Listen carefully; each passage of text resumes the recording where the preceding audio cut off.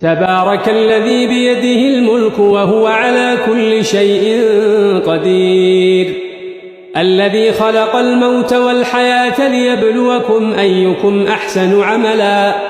وهو العزيز الغفور الذي خلق 7 سماوات طباقا ما ترى في خلق الرحمن من تفاوت فارجع البصر هل ترى من فطور